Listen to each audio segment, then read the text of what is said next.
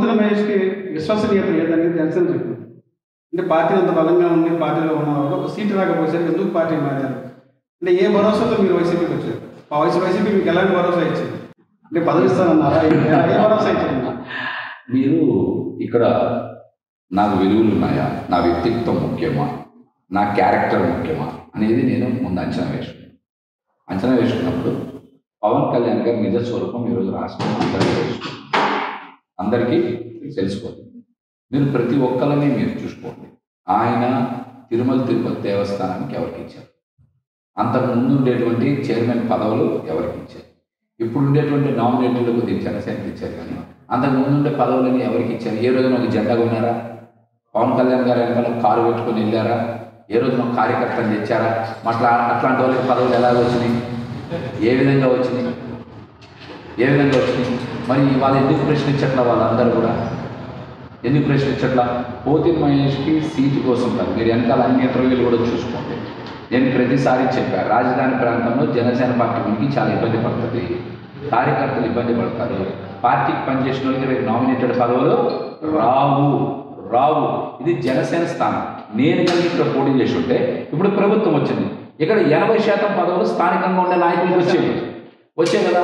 ఇప్పుడు MLA BJP నుంచి ఎక్కడ పదవులన్నీ వెళ్ళిపోతాయి? తెలుగుదేశం బీజేపీకి పోతాయి. నష్టపోయేది ఎవరు? ఇక్కడ జనసేన వాళ్ళు.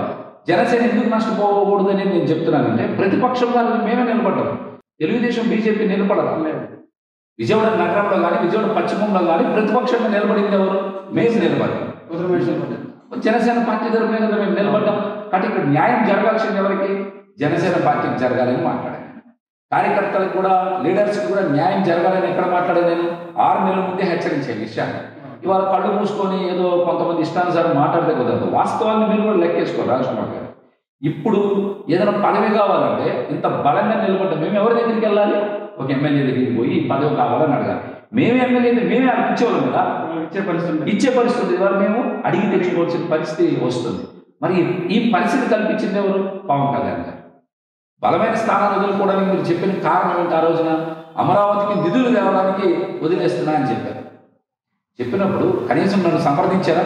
నాతో మాట్లాడారా? నాతో మాట్లాడకుండానే త్యాగం చేశానని, పార్టీ ఆవిర్భావ దినోత్సవం రోజున త్యాగం చేశానని మాట్లాడారు కదా ఆ రోజున. అది ఎంత దుర్మార్గం! నన్ను సంప్రదించి ఉండాల్సింది కదా. నేను వెళ్ళి మాట్లాడాను.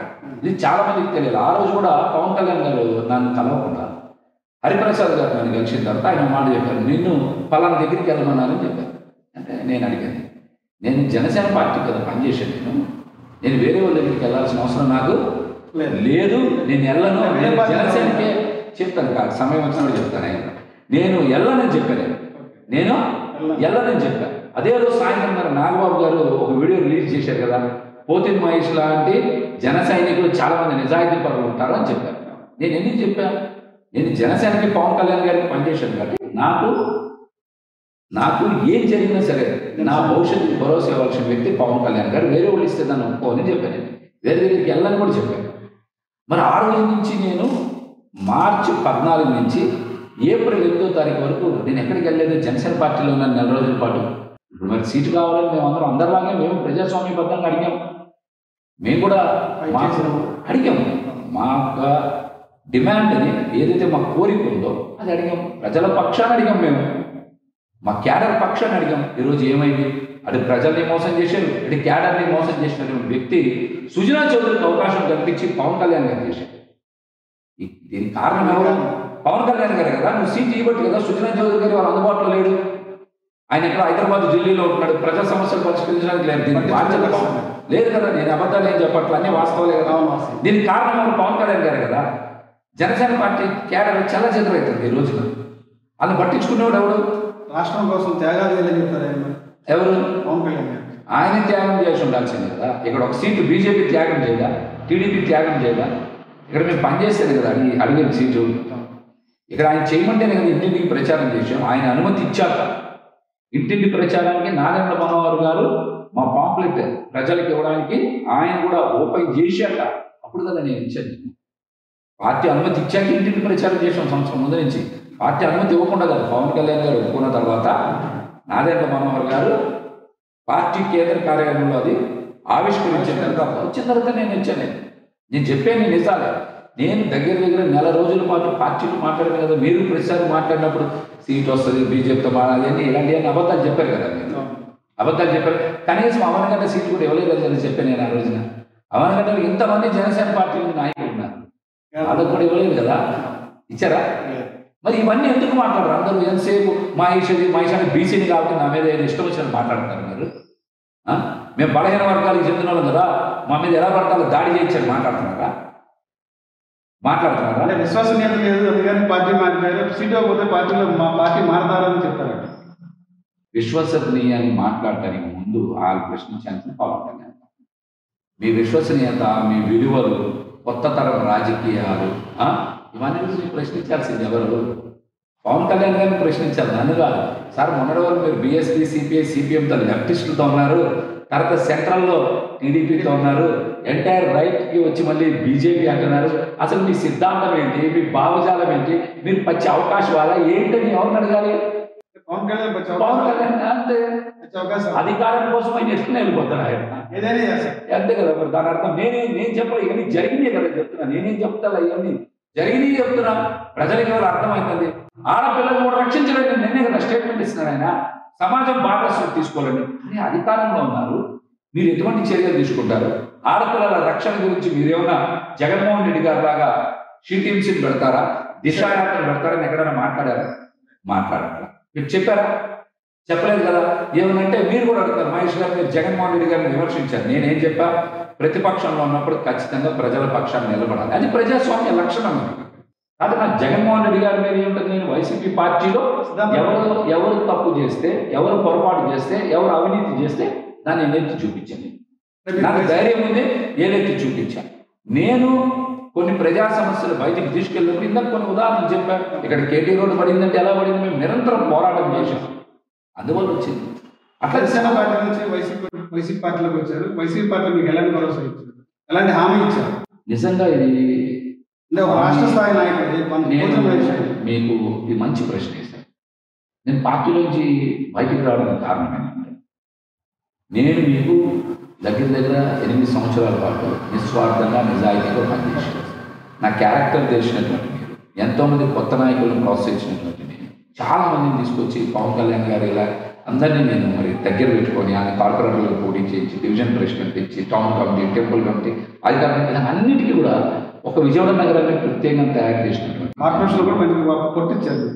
మరి అట్లా చేసినటువంటి నిజాయితీగా ఉండేటువంటి నన్ను మహేష్ డబ్బులు తీసుకుంటారంట, మహేష్ డబ్బులు అడిగారంట, ఇలాంటి మాటలు మాట్లాడారు. ఈ సందర్భంగా నేను ఒక మాట చెప్పాను.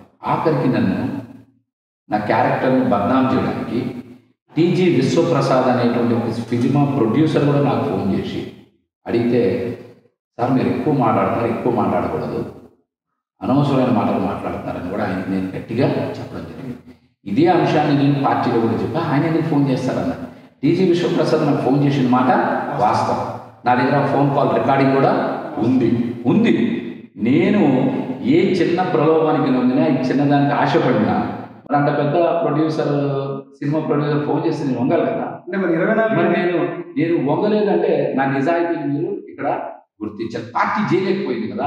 పవన్ కళ్యాణ్ గారు కూడా చివరి రోజు వచ్చి ఇక్కడికి 2 రోజుల ముందు వచ్చి పశ్చిమ నియోజకవర్గంలో ప్రచారం చేసినప్పుడు కూడా మహేష్ క్యారెక్టర్ మీద చిన్న డ్యామేజ్గా ఒక్క మాట కూడా మాట్లాడాలి. అదే నా నిజాయితీకి నిదర్శనం, అదే నా క్రమశిక్షణ నిదర్శనం. బయట ఏదో 4 మాట్లాడతారు, రాజకమల్ గారు నేను పూర్తి చేయని వాళ్ళు బయట ఏదో 4 మాటలు మాట్లాడతారు. ఆ పకోడీ గారికి, పనికి వాళ్ళకి ఏం తెలుసు, వాళ్ళకి క్యారెక్టర్లెస్ ఫెలోస్ వాళ్ళందరూ. విలువలంటే ఈ రోజున ఎంత కష్టమవుతుంది, ఎన్ని ఇబ్బందులు వస్తాయి అన్నీ తెలిసి నిజాయితీగా ఉండాలంటే. అటువంటి లేని వాళ్ళు స్వార్థంతో నేను మనసు నిండిపోయిన వాళ్ళు మాట్లాడతారు, పచ్చి అవకాశవాదులు మాట్లాడతారు. నాకు అంత కష్టకాలంలో నా క్యారెక్టర్ని దెబ్బ కొట్టే సమయంలో నేను జగన్మోహన్ రెడ్డి గారిని సంప్రదించినప్పుడు ఆయన ఒక్క మాట కూడా మాట్లాడు, నేనేం అడగల. ఆ రోజున కూడా నేనేమి అడగల. సీట్లు మార్పు చేస్తే నన్ను పరిశీలనలో పెట్టుకోవాలని మాట మాట్లాడాను. ఖచ్చితంగా మార్పు చేస్తే నేను పరిశీలిస్తామనే మాట మాట్లాడాను. ఆ రోజు వైవి సుబ్బారెడ్డి గారు కూడా ఇదే మాట్లాడారు, ఆయన ద్వారానే. జగన్మోహన్ రెడ్డి గారు కూడా మహేష్ అని ఆయన దగ్గరికి తీసుకున్నారు, ఆయన కౌగులించుకున్నారు. నాకు చాలా ఆ రోజున చాలా గొప్పగా అనిపించింది జగన్మోహన్ రెడ్డి గారు నా క్యారెక్టర్ని కాపాడుకోవడానికి. మరి నాకు జగన్మోహన్ రెడ్డి గారు ఒక అవకాశం, 8 సంవత్సరాలు నీ కింద నిస్వార్థంగా పనిచేసి మా కుటుంబాన్ని, మా జీవితాన్ని, మా ఆర్థిక పరిస్థితిని చిన్న భిన్నం చేసినందుకు మీరు ఇచ్చిన బహుమతి ఏంటి? మా క్యారెక్టర్ మీద దెబ్బ పడతాం. మేము ఏమి చేయకుండా మీరు ఇందాక అన్నారు వైసీపీని జగన్మోహన్ రెడ్డి గారిని మీరు డ్యామేజ్ చేశారు, మీరు కొన్ని సందర్భాల్లో ప్రశ్నించారు. ఓకే, సజ్జల రామకృష్ణారెడ్డి గారు ప్రశ్నించారు అన్నారు, ప్రశ్నించారు. మరి అట్లాంటి జగన్మోహన్ రెడ్డి గారికి ఎంత ఉన్నతమైన మనసు, పెద్ద మనసు ఉండాలి.